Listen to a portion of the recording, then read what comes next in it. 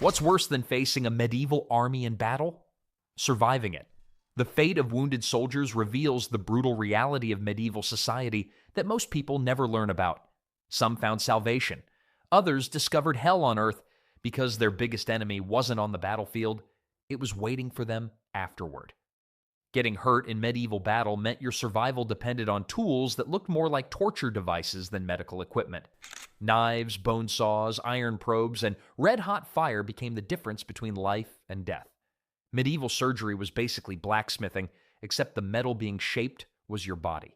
Medieval surgeons worked with whatever sharp objects they could find lying around. Fire served as their favorite healing tool because heated metal could stop bleeding fast. They'd press glowing iron against open wounds until the flesh sizzled shut like bacon. The smell was unforgettable. But here's where things get interesting about medieval medical understanding.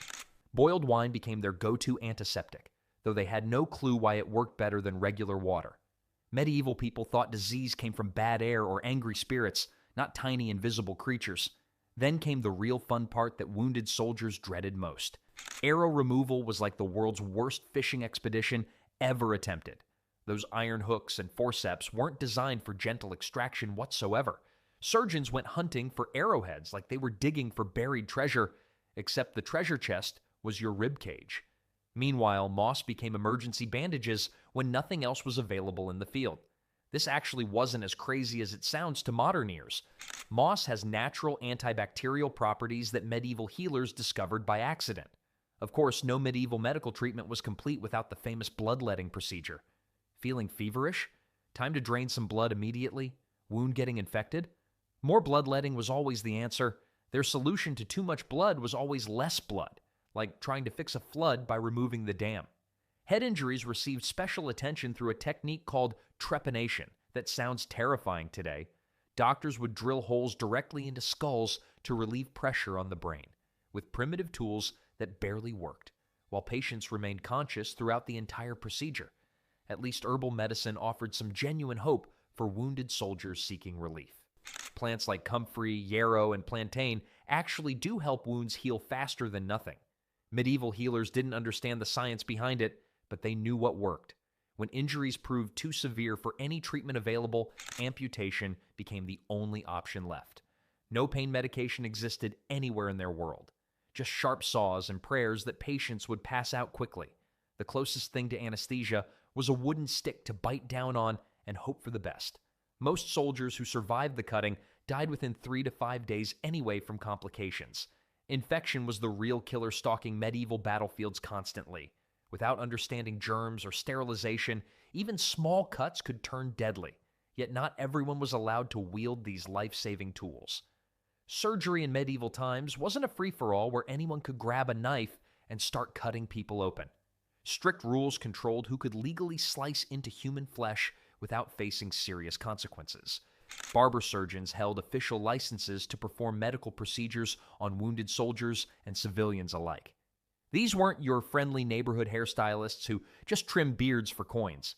The same person who trimmed beards would also amputate limbs and stitch up sword wounds. One minute they were giving you a shave. The next minute they were removing your leg. Talk about full-service grooming.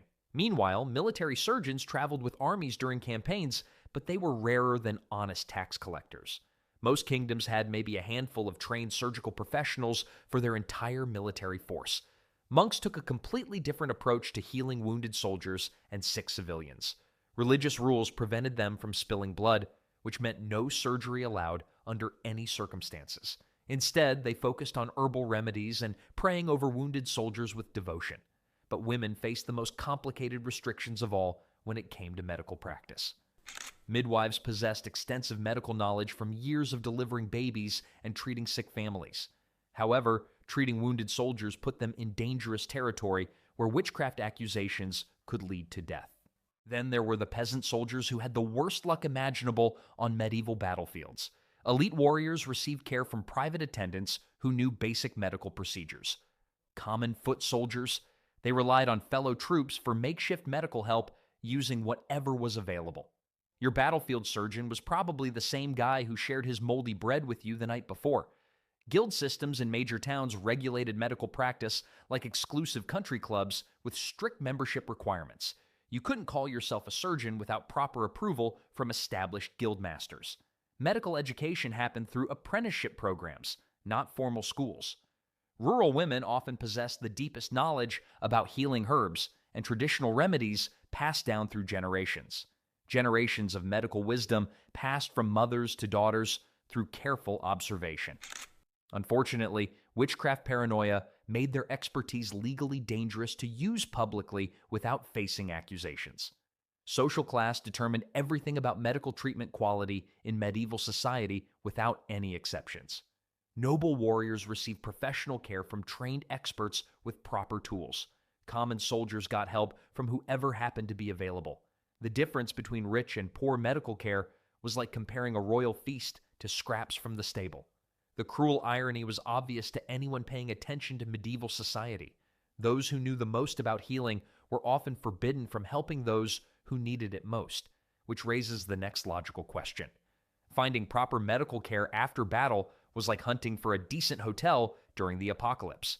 Most places simply didn't want bloody, screaming soldiers messing up their property or frightening customers. Churches became emergency hospitals whether they wanted to or not according to religious law. Religious duty demanded that they help suffering people even when they lacked medical supplies.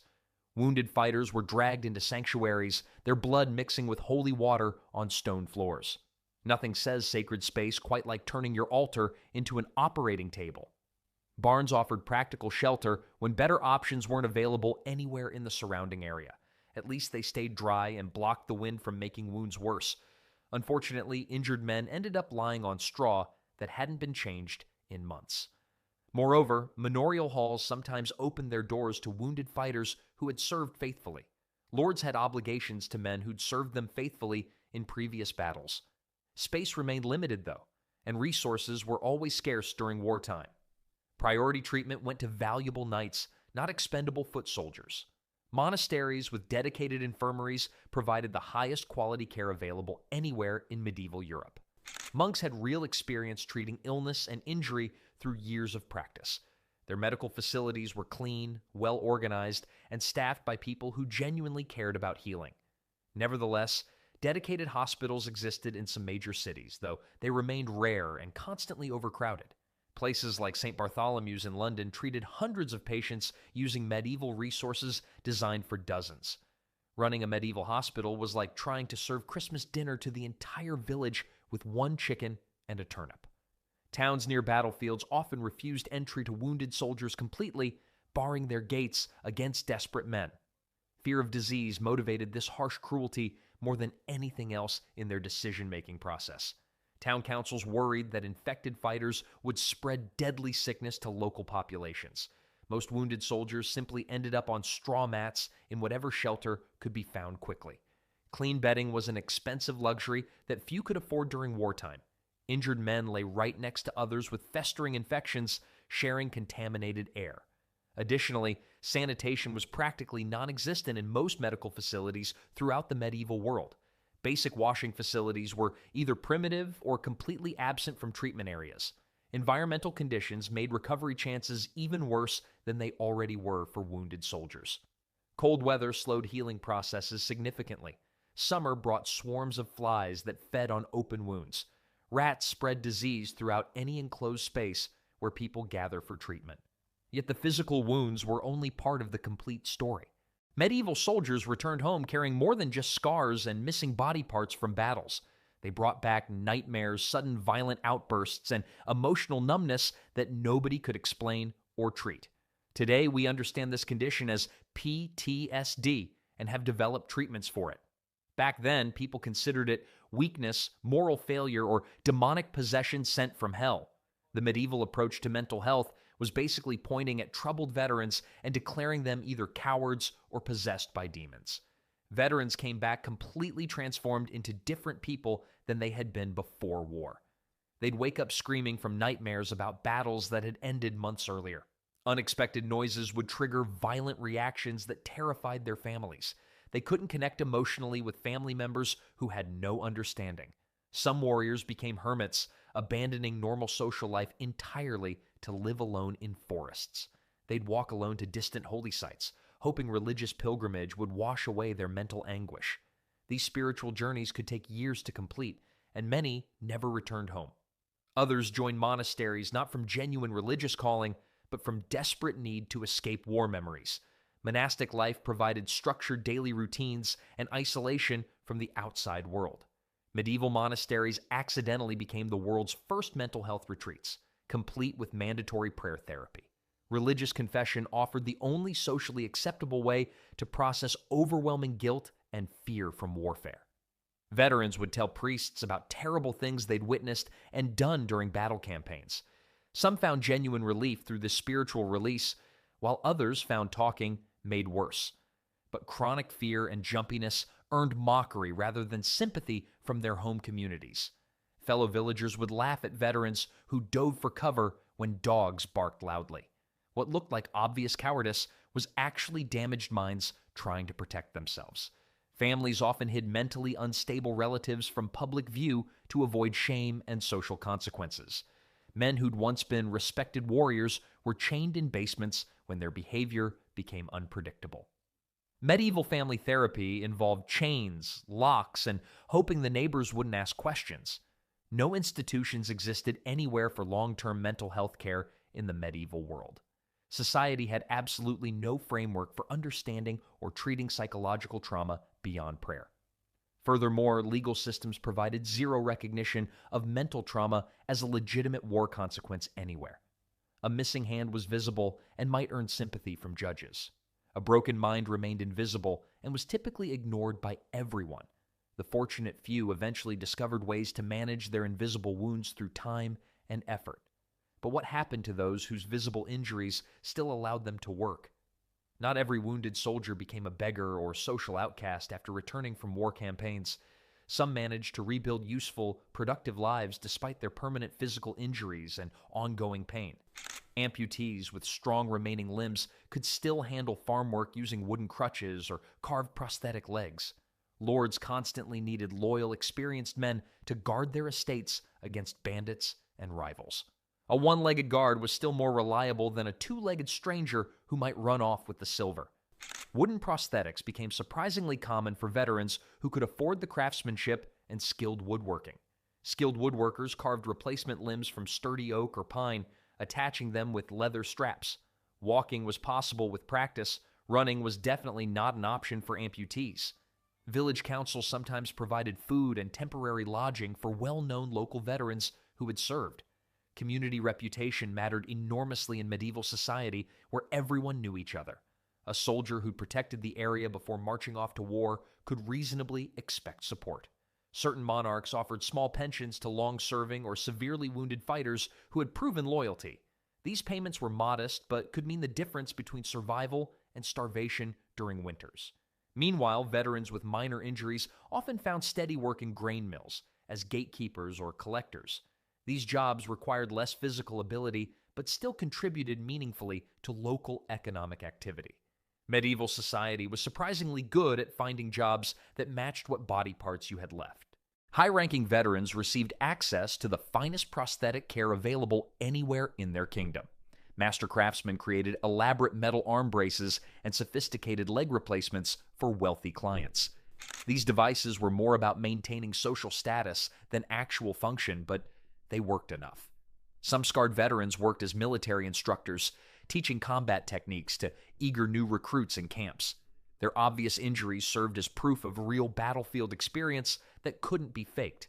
Nothing said, "Listen to me," quite like a missing finger and a collection of sword scars. Mercenary companies often retained injured veterans in various support roles that didn't require active fighting. Men who couldn't fight effectively anymore could still handle supply management or sentry duties reliably. Their military experience remained valuable even when their bodies were permanently broken and couldn't heal. Plus, veterans with visible wounds sometimes earned genuine respect rather than pity, especially when they contributed. Battle scars told compelling stories of courage and survival against impossible odds. However, not every wounded veteran enjoyed such fortunate circumstances. For every veteran who found meaningful work after being wounded, Several others simply vanished into society's darkest shadows. Severe disfigurement and permanent disability could instantly transform yesterday's heroes into today's outcasts without warning. Facial injuries created especially difficult social problems for returning veterans trying to reintegrate into their communities. Medieval people firmly believed that outer physical appearance directly reflected inner moral character and spiritual health.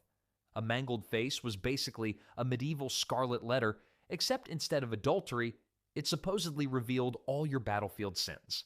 Families sometimes rejected their own returning soldiers when wounds were too disturbing to look at. Veterans who couldn't work became crushing financial burdens that desperately poor families simply couldn't support during seasons. Love and loyalty had practical limits when basic survival was constantly at stake. Cities began passing restrictive laws against public begging by ex-soldiers who made streets look dangerous. Too many wounded veterans on busy streets made towns appear dangerous and economically depressed to visitors. Local officials worried that visible human suffering would hurt business profits and drive away merchants. Veterans without strong family connections inevitably became wandering drifters and desperate outlaws seeking any means of survival. Medieval society was built entirely around kinship networks and established local relationships that lasted for generations. When you had no family and no connections, your career options were basically beggar, bandit, or corpse. Some wounded veterans were recruited into foreign armies as completely expendable troops for dangerous missions. Mercenary companies knew that desperate, hungry men would accept extremely dangerous assignments in exchange for food. These soldiers were considered disposable assets from the very beginning of their service. Religious superstition made daily life much harder for veterans with wounds that refused to heal properly. Chronic open sores and permanent disabilities were widely interpreted as divine punishment for terrible sins committed. Medieval people looked at infected wounds and thought, "God's angry," instead of "needs antibiotics." Town records from this period mention mutilated veterans being forcibly expelled from festivals and public celebrations. Their disturbing presence reminded happy people about war's true costs when communities wanted to forget. Nothing killed a festive mood quite like encountering a man with no nose. Disease, completely untreated injuries, and brutal winter weather killed many forgotten veterans within just a few years. Without proper medical attention or adequate shelter, minor health problems quickly became fatal conditions. Some desperate veterans tried disguising themselves as religious pilgrims to gain access to charitable support systems. But obviously wounded ex-soldiers were usually identified and turned away unless they could prove purposes. The disguises rarely worked for long periods, and failure meant starvation or worse. The contrast was both stark and deeply cruel throughout medieval society without any exceptions. Medieval society enthusiastically praised brave warriors and celebrated glorious military victories, but completely abandoned the broken men.